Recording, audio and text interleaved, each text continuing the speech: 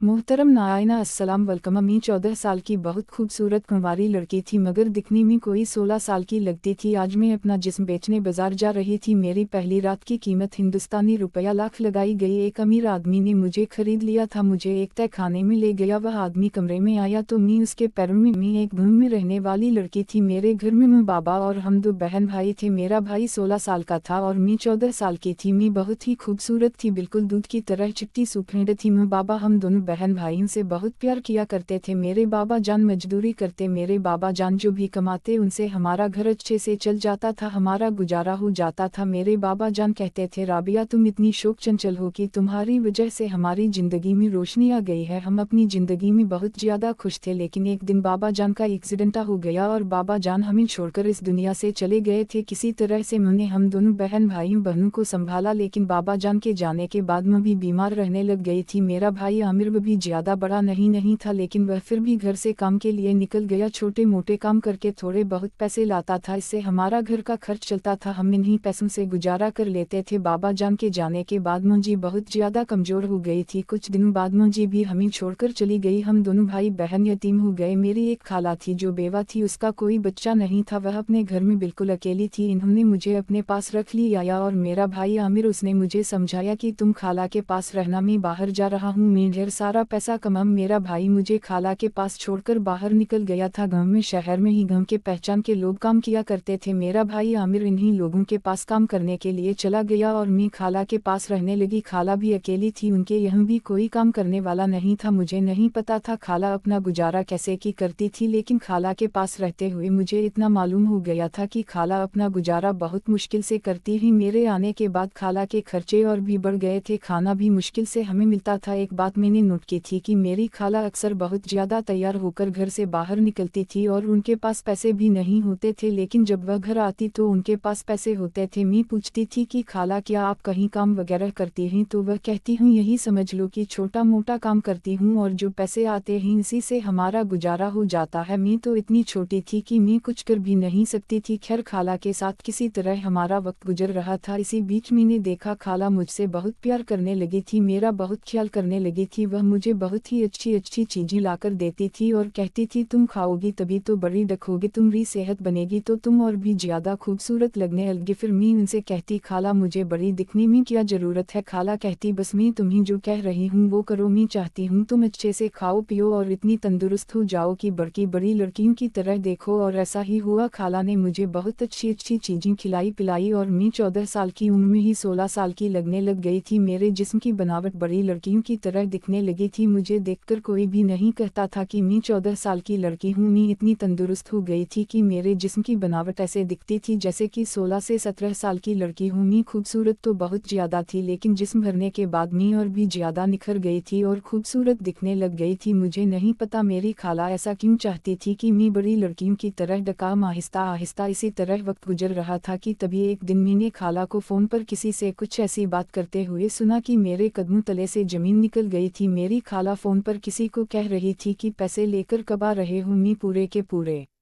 पैसे लूंगी, ना कम लूंगी ना ज्यादा लूंगी, पूरे हिंदुस्तानी रुपया लाख लूंगी। लड़की तैयार है, जल्दी से पैसे लेकर आज शाम को आ जाना। खाला को ऐसी बात करते हुए मैंने सुना तो मैं समझ चुकी थी कि वह क्या कर रही है। खाला मेरा सौदा कर रही थी। अब मैं समझी क्यों मुझे चाहती थी कि मैं बड़ी लड़कियों की तरह नजर आऊं। वह मुझे बेचने की तैयारी कर रही थी, वो मेरा सौदा कर रही थी। खाला की ऐसी बातें सुनकर मैंने फैसला किया कि अब जो मर्जी हो जाए मुझे यहाँ से निकलना होगा, और ऐसा ही हुआ। खाला अपने कामों में मसाफा थी कि मैं चुपके से घर से निकल गई और स्टेशन की तरफ आई। मैं ट्रेन में बैठ गई थी। मुझे पता नहीं कि यह ट्रेन कहाँ जाने वाली है, बस यह मैं चाहती थी कि मैं यहाँ से किसी भी तरह से भाग जाऊं। जब मैं एक बार घर से मेरे कदम बाहर निकले तो फिर अब मुझे खुद भी नहीं पता था कि मैं कहाँ जाऊंगी। ट्रेन चलने लगी, मुझे नहीं पता था यह ट्रेन कहाँ रुकेगी। थोड़ी देर के लिए मेरी आँख लग गई थी। जब मेरी आँख खुली तो मैंने देखा कि ट्रेन रुकी हुई है और मैं ट्रेन से उतर गई। बोर्ड पर लिखा था इस्लामाबाद। मुझे बहुत भूख लग रही थी। मैंने कुछ लोगों से पैसे मांगकर खाने के लिए कुछ खरीद खरीदा और इधर उधर भटकती रही। 2-3 दिन तक मैं इधर उधर भटकती रही थी। मुझे नहीं पता था कि मैं कहाँ जाऊँ किधर जाऊँ। एक दिन मैं स्टेशन पर सोई हुई थी कि तभी मेरे सामने एक नौजवान मर्द मेरे पास आया। वो मुझसे पूछने लगा, तुम्हारा नाम क्या है, तुम्हारे माँ बाबा कहाँ है। मैंने कहा, मेरा नाम राबिया है, मेरा इस दुनिया में कोई भी नहीं है। मैंने उस अंकल को अपने बारे में सब कुछ बता दिया था। मैंने उनसे कहा कि मेरे माँ बाबा के मरने के बाद मैं अपनी खाला के साथ रहती थी, लेकिन खाला मेरा सौदा कर रही थी, मुझे बेचने जा रही थी, इसलिए मैं उनके पास से भाग आई हूँ। मुझे नहीं पता मैं कहाँ जाऊँ। वो कहने लगा, तुम परेशान मत हो, तुम मुझे अपना समझो, मैं तुम्हें अपने घर लेकर जाऊँगा, मैं तुम्हें रखूँगा। मैं खुश हो गई थी। मैं यह समझ नहीं पाई कि जिसको मैं अपना मसीहा समझकर अपना दुख दर्द बयान कर रही हूँ वह एक हमना है और इंसानों के रूप में भेड़िया है, और जिस चुंगल से मैं निकलना चाह रही थी, जिसके लिए मैं भाग कर आई थी, यह आदमी मुझे उसी दलदल में भेजने वाला है। खैर मैं उसकी नाई से बेखबर थी। उस अंकल ने मेरी सारी बातें सुनकर मुझ पर प्यार से अपना हाथ फेरा। जैसे ही उस अंकल ने मेरे सर पर हाथ फेरा, मेरी आंखों से आंसू छलक पड़े और मैं उस अंकल के सीने से लग गई थी। वह अंकल मुझे तसल्ली दे देने लगा। वो अंकल मुझे अपने साथ अपने घर ले गया था। उस अंकल ने मुझे अपने घर ले जाकर मुझे हाथ मुंह धोने को कहा, मुझे एक प्यारा सा कपड़ा लाकर देता है और कहता है, नहा धोकर तुम उसे पहन लेना। मैंने ऐसा ही किया। मैं नहाई और वह खूबसूरत से कपड़े पहन लिए। उस कपड़े में मैं बहुत ज्यादा खूबसूरत लग रही थी। वो अंकल मेरे लिए ढेर सारी खाने पीने की चीजें लेकर आता था। मैं पेट भरकर खाना खाकर आराम से सो जाती थी। सुबह आँख खुली तो मैंने देखा इधर उधर नजर घुमाकर तो घर में पूरा सन्नाटा था। घड़ी पर मैंने टाइम देखा तो सुबह के 10 बज रहे थे। मैं परेशान हो गई थी क्योंकि वह अंकल मुझे कहीं भी नजर नहीं आ रहे थे। मैं डर गई। तभी मेरी नजर दरवाजे पर पड़ी। मैंने देखा वह अंकल और उनके साथ एक औरत आ रही थी। अंकल और वह औरत दोनों घर के अंदर आ रहे थे। वो अंकल मुझे देखकर कहने लगा, राबिया तुम उठ गई। मैंने कहा, हाँ अंकल मैं उठ गई हूँ, मैं आपको ही ढूंढ रही थी, आप कहाँ चले गए थे। वो कहने लगा, देखो यह शमशाद है, इसकी कोई औलाद नहीं है, यह तुम्हें गोद ले लेगी, तुम्हारी मुँह बनकर तुम्हें पालेगी, पोजीना बेटी बनाना चाहती है। वो औरत देखने में बहुत ही अजीब सी थी, मोटी सी थी, उसके मुंह में पान था। मुझे उससे डर लग रहा था। मैंने कहा, क्या आप मुझे अपने साथ नहीं रख सकते। वो कहने लगा, नहीं राबिया मैं तुम्हें अपने साथ नहीं रख सकता, मेरी बीवी है, मेरे बच्चे ही, मेरी बीवी तुम्हें अपने पास कभी भी नहीं रखेगी। दबी तुम उनके साथ जाओ, यह नहीं बहुत तुम्हें खुश रखेगी, इनकी औलाद नहीं है, तुम्हें बहुत प्यार करेगी और बहुत ही प्यार से रखेगी, नित नए नए कपड़े और तुम्हें जो चाहिए होगा वो तुम्हें मिलेगा। वो औरत कहने लगी, हम बेटा मैं तुम्हें अपनी बेटी बनाकर रखूंगी, तुम मेरे साथ एक बार चलो तो सही। मैंने हमें सर हिला दिया था, मेरे पास और कोई दूसरा रास्ता था ही नहीं। आखिर मैं जाती किसके पास जाती, मुझे बहुत प्यास लगी हुई थी। मैंने अंकल से पानी के लिए कहा तो अंकल ने कहा, किचन उधर है,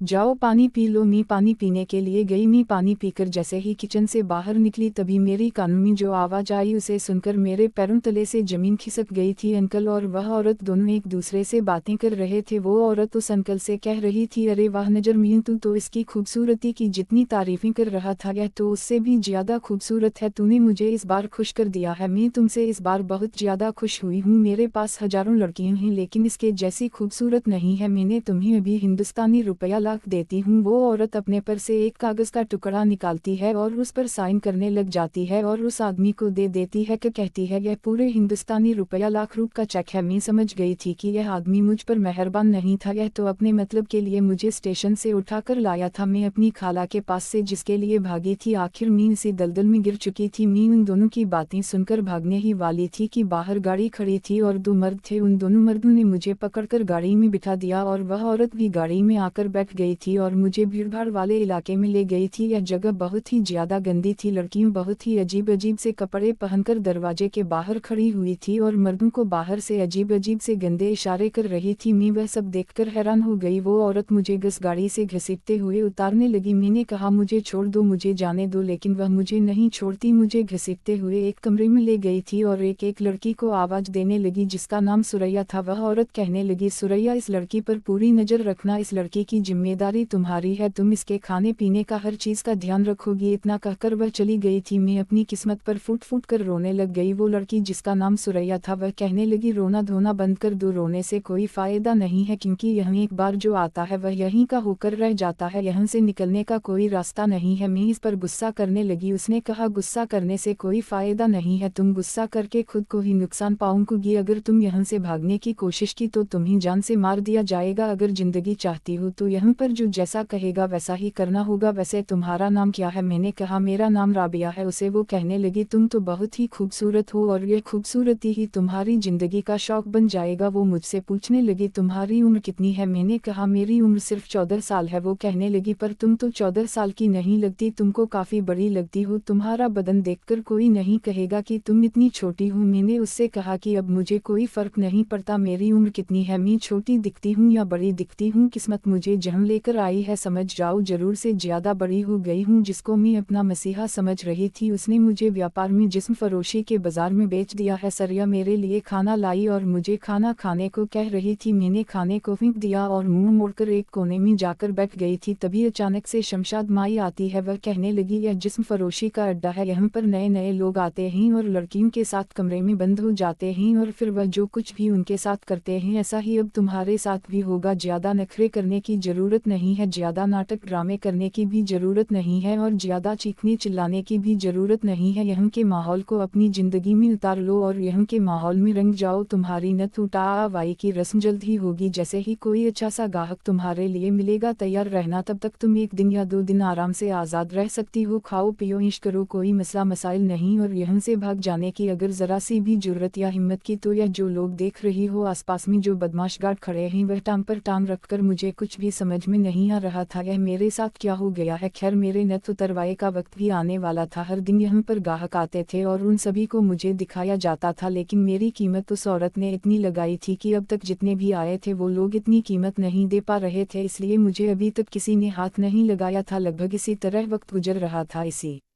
तरह 1 हफ्ता गुजर गया और वह दिन आ गया जिस दिन मुझे कोई हाथ लगाता। एक सज्जाद आदमी ने उस कोठे पर कदम रखा, मुझे लेकर उस आदमी के पास गई। वह मुझे देखते ही बोल पड़ा मैं दूंगा इसकी कीमत पूरे 5 लाख, जाओ इस लड़की को ले जाओ और दुल्हन की तरह सजाकर मेरे पास ले आओ। उसकी ऐसी बात सुनकर मेरे हाथ पैर कांपने लग गए। ऐसा लग रहा था कि अब मेरी दुनिया लुटने वाली है, अब मेरा कुछ भी बाकी नहीं रहेगा, मेरा सब कुछ उजड़ने वाला है। वह 50 साल का नौजवान हट्टा कट्टा मर्द था। मैं अपनी किस्मत को कोस रही थी। मुझे दुल्हन की तरह जाकर कमरे में बिठा दिया गया। मेरे हाथ पैर कांप रहे थे। तभी ही सामने वह आदमी आया, दिखाई दिया। वह कमरे में आया और उसने दरवाजा बंद कर दिया। मैं डर से बिस्तर पर से उठकर खड़ी हो गई तो वो कहने लगा अरे तुम उठकर खड़ी क्यों हो गई, बैठी रहो, तुम इतनी डर क्यों रही हो। मैंने कहा साहब आप मेरे करीब मत आना। वो कहने लगा अच्छा तो मैंने तुम्हारी इतनी कीमत अदा की है उसका क्या तुम्हें पता है, मैंने वो रकम क्यों दी है तुम्हारे साथ 1 रात गुजारने के लिए। मैंने कहा साहब मेरे साथ ऐसा कुछ मत करो, मैं यह सब बर्दाश्त नहीं कर पाऊंगी, मुझसे यह सब नहीं होगा। वह कहने लगा सब कुछ हो जाएगा, तुम कोशिश तो करना, तुम तो बच्चों की तरह डर रही हो, अगर तुम्हें यह सब करना ही नहीं था तो फिर इस जगह पर आई ही क्यों हो। मैंने कहा साहब जी मैं यहाँ पर अपनी मर्जी से नहीं आई, मुझे यहाँ पर जबरदस्ती लाया गया है। वह पूछने लगा तुम्हें यहाँ पर कौन लाया है। मैंने कहा साहब जी मैं बहुत ही छोटे से गाँव में रहती थी, मेरे माँ बाबा के मरने के बाद मेरी खाला ने मुझे अपने पास रखा और उन्होंने मुझे बेचने की कोशिश की तो मैं उनके पास से भागकर इस शहर में आ गई थी, लेकिन किस्मत की मारी मेरी किस्मत में जिस्म फरोशी के बाजार में आना लिखा हुआ था, इसलिए मैं ना चाहते हुए भी जिस्म फरोशी के बाजार में पहुंच गई थी। मेरी उम्र महज 14 साल है साहब, मैं इस काबिल नहीं हूं कि मैं इन सब को बर्दाश्त कर सकूं, मुझ पर रहम खाओ। उस आदमी के पैरों में गिर गई और गिड़गिड़ा नहीं लगी। मुझे एक उम्मीद थी कि शायद वह मुझे छोड़ देगा, लेकिन वह तो यह जानकर खुश हो गया कि मैं कम उम्र लड़की हूँ। वो कहने लगा फिर तो तुम्हारे साथ और भी मजा आएगा, दिखने में तो तुम बहुत ही खूबसूरत हो, लगता ही नहीं कि तुम इतनी छोटी हो। वैसे भी मुझे 14,155 साल की लड़कियां बहुत ज्यादा पसंद हैं। देखो तुम ज्यादा परेशान मत हो, बस पहली बार तुम्हें तकलीफ होगी लेकिन फिर बहुत ज्यादा मजा आएगा। मैंने उनके सामने हाथ पैर जोड़े, उसके पैर पकड़े, लेकिन उसने मुझे अपने पैरों से उठाकर बेड पर लिटा दिया था। मैं चीख रही थी, मैं चिल्ला रही थी, लेकिन मेरी चीख पुकार सुनने वाला कोई भी नहीं था। उसने भी मुझ पर जरा रहम नहीं खाया। उसने पूरी रात मुझे दबोचे रखा, मेरा बिस्तर खून से लटैं का अपना काम किया और चलता बना। मैं इतनी कमजोर और इतनी लाचार हो गई थी कि मुझे चलने के लिए भी बस अकाइयों की जरूरत पड़ गई थी। शमशाद ने सुरैया को कह दिया कि इसको नहला दुला का, इसको 4-5 दिन तक आराम करने के लिए छोड़ दो। मुझे कुछ दिनों के लिए आराम करने के लिए छोड़ दिया गया था, लेकिन उन 4-5 दिनों के बाद मैं जैसे ही ठीक हुई फिर से मुझे उस धंधे पर बिठा दिया गया। फिर से मेरे पास गाहक आने लगे, हर कोई मेरे साथ अपनी रात गुजारना चाहता था। अब तो मेरी आदत हो चुकी थी इन सबको सहने की, इन सबको बर्दाश्त करने की। आहिस्ता आहिस्ता वक्त इसी तरह गुजरता गया और 5 साल गुजर गए। इन 5 सालों में मैंने बहुत कुछ किया था, कहीं ना कहीं मुझे उम्मीद होती थी कि शायद कोई मुझे यहाँ से निकाल कर ले जाएगा। उन 5 सालों में ऐसा कोई नहीं था जो मुझे यहाँ से निकाल कर ले जाता। खैर अब मैं 19 साल की हो चुकी थी। सुरैया जो मेरी बहुत अच्छी दोस्त बन चुकी थी, मैं पूरी तरह से बदल चुकी थी। लेकिन एक बात थी, उन 5 सालों में मैंने हम अपनी एक अलग ही जगह बना ली थी। सब मुझे बहुत प्यार करते थे। एक दिन सुरैया मेरे पास घुंघरू लेकर आई। वो कहने लगी चलो राबिया नाचते हैं, यह लो घुंघरू पहन लो। मैंने सुरैया को कहने लगी मुझे नाचना नहीं आता सुरैया। लेकिन सुरैया बहुत जिद करने लगी। वो कहने लगी तुम मेरे साथ चलो तो सही, वहाँ बहुत सारी लड़कियां हैं जो नाचती हैं और बड़े बड़े लोग आते हैं और पैसे लुटाते हैं। मैंने कहा चलो ठीक है। मैं सुरैया की बात मानकर उस महफिल में उसके साथ चली गई थी। मैंने अपने पैरों में घुंघरू बांध लिया। सारी लड़कियां वहाँ नाच रही थी। सुरैया भी मेरा हाथ पकड़कर अब लड़कियों के बीच ले गई। वहाँ जाते ही न जाने मुझे क्या हो गया था, मुझे कुछ समझ नहीं आया था। सभी लड़कियां जो नाच रही थी, घुंघरू की आवाज़ मेरे कानों में गाऊ का लगी। उस आवाज़ से न जाने मुझे क्या हो गया, मेरे पैर अपने आप उठने लगे। उन गाऊंगा आ के साथ ताल में ताल मिलने लगी और मैं नाचने लगी। पता नहीं मुझे क्या हो गया था, मेरे साथ जो भी हुआ था वह सब मेरी आंखों के सामने आ गया था। उन गाऊंगा आ की आवाज़ में मैं गुम हो गई थी और अपनी धुन में नाचने लग गई थी। मेरे पैर रुकने का नाम ही नहीं ले रहे थे। वह पहली रात जिसमें उस आदमी ने मुझे बेहाल कर दिया था और मैं कीका चिल्ला रही थी, मगर मेरी आंखों के सामने वह रात घूम रही थी। मैं नाचने में इतनी धुन थी, मगन थी कि मेरे पैरों में बंधे घुंघरू सारे टूटकर जमीन पर बिखर चुके थे। मुझे चक्कर आने लगे थे। मैं जमीन पर धाम से गिर पड़ी और वहां पर पूरा सन्नाटा छा गया था। तभी एक लड़के ने अपना हाथ आगे बढ़ाया और मेरा हाथ थामकर मुझे उठाया और कहा तुम ठीक तो हो। मैंने कहा जी साहब जी, मैं बिल्कुल ठीक ठाक हूँ। सुरैया मेरा हाथ पकड़कर खींचकर मुझे ले जाने लगी। वो लड़का मुझे ही देखे जा रहा था। मुझे देखकर वो मुस्कुरा रहा था। मुझे पता था उसने मुझे देख लिया है, वह भी मेरी कीमत लगाएगा और मेरे साथ रात गुजारे। वैसे ही यहाँ हर कोई रात ही तो गुजारने आता है किसी ना किसी के साथ, वरना यहाँ पर कौन कोई क्यों आएगा। और ऐसा ही हुआ, वह लड़का मुझे खरीद चुका था। मैं इतनी खूबसूरत थी कि जो भी मुझे एक नज़र देख ले वह मेरे साथ रात गुजारता ही था। मेरे साथ एक रात गुजारने के पूरे हिंदुस्तानी रुपया लाख उसने शमशाद माई को दे दिया था। मैंने सुरैया से कह दिया कि इस लड़के को आज रात मेरे कमरे में भेज देना। वो लड़का कमरे में मेरा इंतजार कर रहा था। मैं उसके पास गई, मैंने दरवाजा बंद कर दिया। मैंने अपने दुपट्टे को उतार कर बिस्तर पर रख दिया। मैंने कहा चलो टाइम जाया मत करो, जल्दी से अपना काम नामतल बनो। वो कहने लगा यह कैसी बातें कर रही हूँ। मैंने कहा कैसी बातें कर रही हूँ, तुमने मेरी कीमत दी है तो क्या मेरी बकवास सुनने के लिए कीमत दी है? तुम जो करने आए हो वो करो और चलते बनो। वो कहला बहुत गुस्से में लगती हो, हमेशा ऐसे ही रहती हो या फिर मेरे साथ ऐसा कर रही हूँ? मैंने कहा बस अब तुम्हें जानने की जरूरत नहीं है। वो कहने लगा जानने की जरूरत कैसे नहीं है, वही तो जानने के लिए आया हूँ। मैंने कहा क्या बकवास कर रहे हो तुम, क्या जानने के लिए आया हो? ज्यादा जानने की कोशिश मत करो। वह कहने लगा तुम्हें क्या लगता है कि मैं तुम्हारे पास आया हूँ? मैंने कहा वहीने के लिए तुमने कीमत दी है मेरे जिस्म को खरीद कर, अब तुम पैसा जाया तो नहीं करोगे? जाहिर सी बात है। वह हंसने लगा और कहने लगा और मेरे सर पर डाल दिया। कहने लगा मैं तो बस तुम्हारे साथ वक्त बिताने के लिए आया हूँ, कुछ करने के लिए नहीं। तुम्हारी आंखों में बहुत दर्द दिखता है, नजर आता है। तुम्हें देखते ही मेरे दिल ने चाहा कि तुम्हें करीब से जानूं। मैं जोर जोर से हंसने लग गई थी। मैंने कहा अच्छा तो लोग यहाँ पर दिल की बात भी सुनते हैं? वह कहने लगा हूँ क्यों? पूछने लगा अच्छा बताओ तुम यहाँ पर जोर जबरदस्ती आई हो या फिर अपनी मर्जी से यह काम काज कर रही हो? मैंने कहा यहाँ पर हर लड़की अपनी मर्जी से काम नहीं कर रही, हर किसी की अपनी मजबूरी है। कोई अपना पेट भरने के लिए यहाँ पर काम कर रहा है, कोई मजबूरी में काम कर रहा है, कोई जबरदस्ती काम कर रहा है और कोई खुशी से कर रहा है। सबकी अपनी अपनी मर्जी है। वह कहने लगा मैंने सबके बारे में नहीं पूछा, मैं सिर्फ तुम्हारे बारे में जानना चाहता हूँ। मैंने कहा अच्छा तुम मेरे बारे में जानना चाहते हो तो सुनो, मैं यहाँ अपनी मर्जी से नहीं, मेरी किस्मत मुझे यहाँ घसीट कर लाई है। मैंने अपनी पूरी कहानी उस लड़के को बताई। वह मेरे साथ रात भर एक कमरे में ही रहा, लेकिन उसने मुझे छुआ तक सुबह होते ही वह चला गया। मैं भी हैरान थी, परेशान थी कि जब उसे कुछ करना ही नहीं था तो मेरे पास आया ही क्यों। खैर दिन इसी तरह गुजर रहे थे। मैं भी उसकी ऐसी हरकतों से बेचैन हो गई थी, बेकरार जानकर कहाँ गायब हो गया था और उसने मुझे हाथ क्यों नहीं लगाया। मैं इतनी खूबसूरत थी कि कोई मेरी कीमत देकर ऐसा हो ही नहीं सकता था कि मुझे कुछ ना करें। वह अपना पैसा वसूल करके जाता था लेकिन मुझे हाथ भी नहीं लगाया था। ऐसा क्यों? मैं उसके जाती फिर मुझे पता चला कि लड़के ने आज फिर मुझे खरीदा है। मैंने सोचा आज उससे पूछूंगी कि वह ऐसा क्यों कर रहा है। तभी मैं कमरे में बैठी उसका इंतजार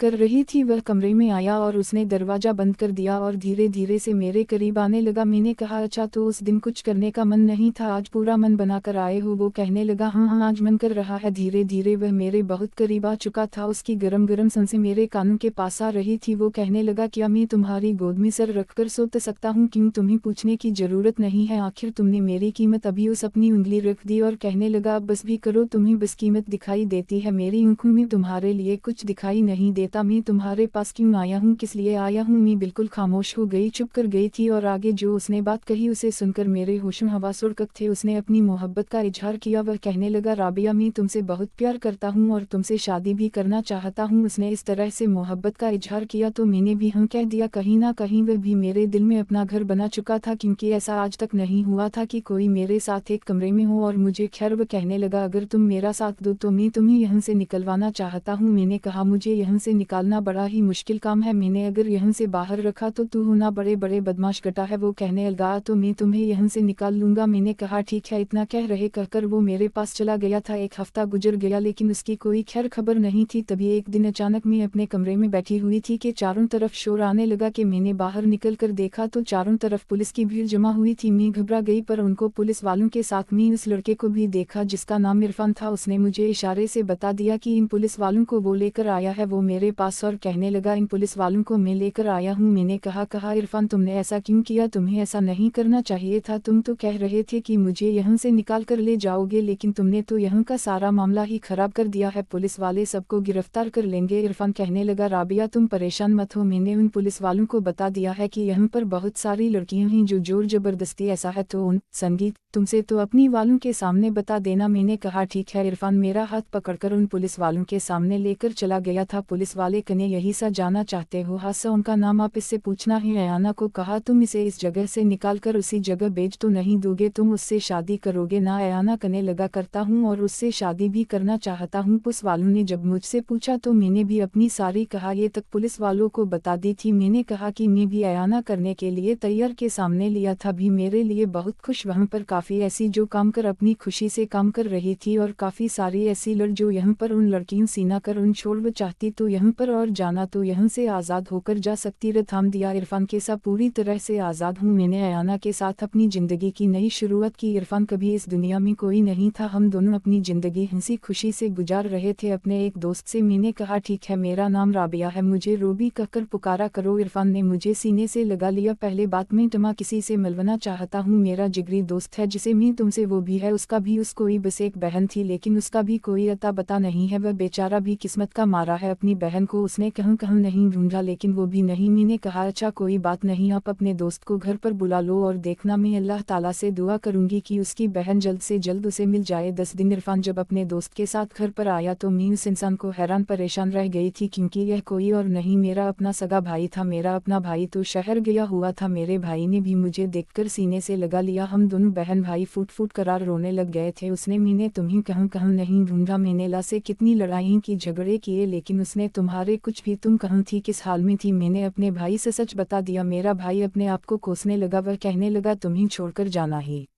नहीं चाहिए था, लेकिन मैंने कहा भाई जो हो गया उसे भूल जाओ, अब इरफान मेरी ज़िंदगी है। मैं इरफान के साथ बहुत ज़्यादा खुश हूँ। लगा अयाना और हमारी शादी को 1 साल गुजर गया है। मेरा बहुत ही प्यारा बेटा हुआ जिसका नाम मैंने अयाटबा रखा। मैं और इरफान अयाटबा के साथ बहुत खुश हैं और एक भरपूर फैमिली और खुशगवार आडवी ज़िंदगी गुजार रहे हैं। जाते जाते मैं ज़रूर पर जाए, आपको यह हमारी कहानी पसंद आई होगी को लाइक करें, कमेंट करें, करना बिल्कुल भी ना भूले। हाँ अगर आपको इस चैनल पर नए हैं तो इस चैनल को सब्सक्राइब जरूर कर ले ताकि आने वाली कहानी सबसे पहले आपको मिल सके न और दिलचस्प कहानी के साथ। तब तक अपना ढेर सारा ख्याल रखिएगा। अल्लाह हाफिज।